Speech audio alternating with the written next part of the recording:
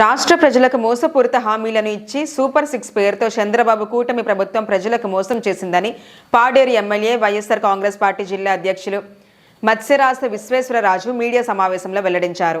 ఈ సందర్భంగా ఆయన మాట్లాడుతూ చంద్రబాబు నాయుడు 40 ఏళ్ల రాజకీయ చరిత్రలో వెన్నుపోటు మోసపూరిత రాజకీయాలే చేశారని ఆరోపించారు. ప్రస్తుత కూటమి ప్రభుత్వం రాష్ట్ర ప్రజలకు మోసం చేసి గడ్డెనెక్కి ఇచ్చిన హామీలను నెరవేర్చలేనని చెప్పడం సిగ్గుచేటని అన్నారు.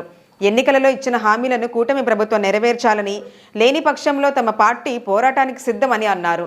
ప్రభుత్వం ఏర్పడి ఏడాది కావిస్తున్నా ఇచ్చిన హామీలు ఒక్కటి నెరవేర్చలేదని, అబద్ధాలు మోసాలు చేసి ప్రజలకు మాయమాటలు చెప్పి గడ్డెనెక్కిన కూటమి ప్రభుత్వం చేతులెత్తేయడం సరికాదన్నారు. కూటమి ప్రభుత్వం ఇచ్చిన హామీలను నెరవేర్చి తమ చిత్తశుద్ధిని చాటుకోవాలని సూచించారు. ఈ కార్యక్రమంలో పార్టీ నాయకులు, కార్యకర్తలు పాల్గొన్నారు. నిన్న ఇప్పుడు ప్రస్తుతం ముఖ్యమంత్రి స్థానంలో ఉన్నటువంటి మన చంద్రబాబు నాయుడు గారు సచివాలయంలో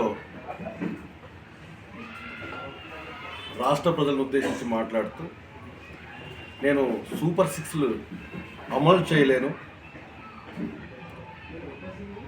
గతంలో సూపర్ 6లు చూస్తుంటే భయమేస్తుంది, ఇప్పుడేమో అది అమలు చేయలేను అని చెప్పే మాటలు నిన్న సాక్షాత్తు సచివాలయం నుంచి మాట్లాడడం జరిగింది.